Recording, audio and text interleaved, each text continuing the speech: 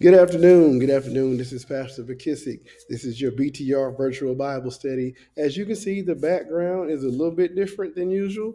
I am still at work, but I wanted to make sure that I gave you the word because, as I said, in 2024, we are going to be committed. We're going to be committed to the word of God. We're going to be committed to standing on God's word. And that means that we have to read this Bible. So, no matter what it takes, no matter the situation, no matter if you hear noises in the background, we're still going to get this Bible study. And I hope that the distractions don't distract you so bad that you can't get this word because God has a word for you and He got a word for me. It won't be long, but it will be strong. Let's pray. God, I thank you for this moment. I thank you for the endurance that you are giving me. I thank you for seeing us through troubling times. I just thank you for your hand of protection. I thank you for loving us. I thank you for giving us peace. I thank you for this time of impartation. I pray that something being said today will just, plant a seed in somebody's life that they will, that'll just take them to the next level. I thank you in advance for the uplifting of the kingdom. Amen. Amen. And amen. So remember, we're talking about the foundations of faith this first quarter of our Bible study. We're talking about the foundations of faith.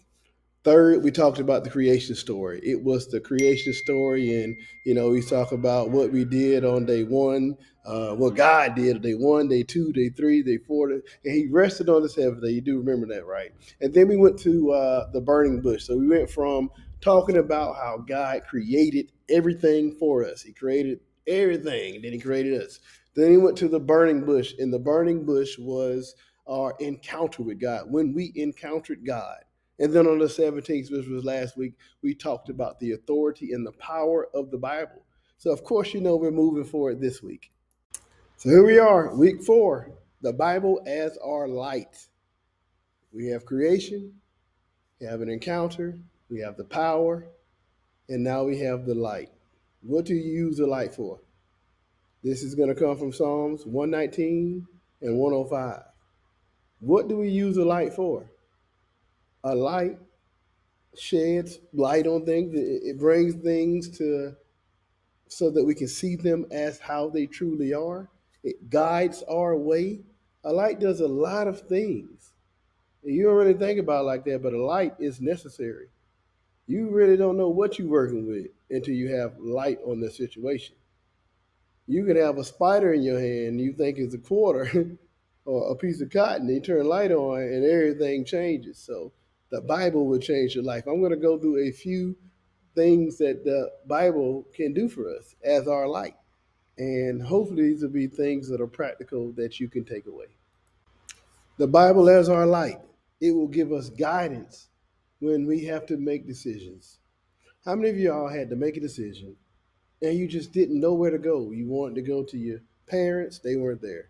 Your friends, they gave you bad help and they told you to do something. If it was me, it ain't you. How about you use that light, the Bible? Psalms 119, 105 said, your word is like a lamp that shows me the way. It is like a light that guides me. Your word, if you read this word, it will show you where to go. Don't go ask everybody and their sister and their baby mama and their cousin, their auntie them what you should do because they're only going to give you their opinion. When you have to make a decision, when you truly need guidance, open up your word. If you don't know exactly where to look, there are plenty of apps. There's Bible apps. There's the U version. Call your pastor. Get on Google and then look it up. And then you can go to different versions. You go to the ERV, the NIV, the NLT, the Message Bible. But whatever you're dealing with, just read that Bible and it will guide you and help you make good decisions. If you've been living over a day, over a year, over 10 years, you've had some troubling times. I don't care if the trouble came from financial issues, if it came from your parents giving you too much and not enough to do, not enough resources to do with it, your job. But at times we have trouble. Psalms 23 and 4 says, even though I walk through the darkness, the valley, I will fear no evil, for you are with me. Your rod and your staff, they comfort me. This Bible will guide you through times of trouble. When you don't really know what's going on, you don't know what's next. It says your rod of direction and correction. Sometimes God corrects you to guide you when you're in trouble. Your staff, they will comfort me. You don't have to fear what's coming. You don't have to fear your enemy. You ain't got to fear the devil. Just use that word to guide you when you're in trouble. How about this third point? You're having a moral dilemma. They say this, your people at home say this, you know right from wrong, or you feel like you do, but now you're stuck in the middle. The Bible will help you navigate your morals and ethics. James 4:17 says, so whoever knows the right thing to do and fails to do it, for him it is sin. So that means sin can be different for you and me both. If you don't know the right thing and you don't do it, is it sin? Is it not? If you read your Bible, you learn, and you learn what you should be doing.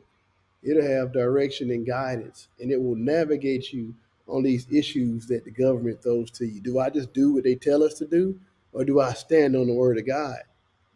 The Bible will navigate you. Read James 4:17.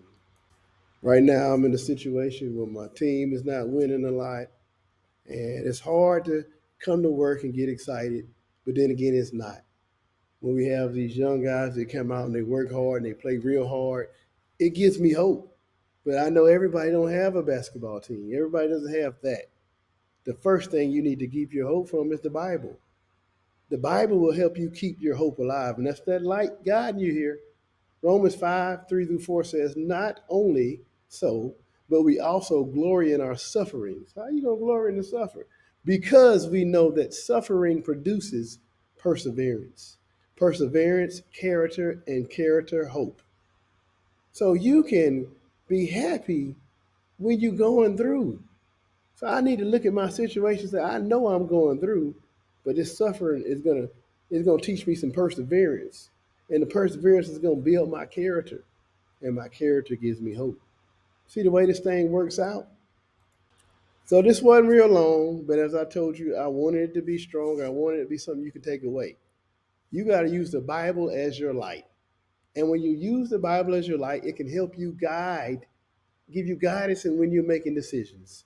It can help you navigate morals and ethics, what's right, what's wrong. It can give you comfort in the time of trouble. It can also help you keep hope alive. Keep hope alive. Don't quit in the middle of the struggle. Don't quit in the middle of whatever you're going with. Let's pray. God, I thank you for this word. I pray that it will affect someone and that it will be rooted in good soil and good ground. That it will sprout up and change the nation. God, let everybody be blessed. Let us have peace. Let us have health. Right now, I pray for Pastor Satcher and the bereaved family. I pray that they will find peace and healing as well, God. I pray for my team. I pray for the morale and just the psyche of us all, God. I pray for my wife. I pray for everybody connected to Be the Ram Global Fellowship. God, let us be blessed and let us be a blessed. Amen. I want to see you at the gathering. Go to the website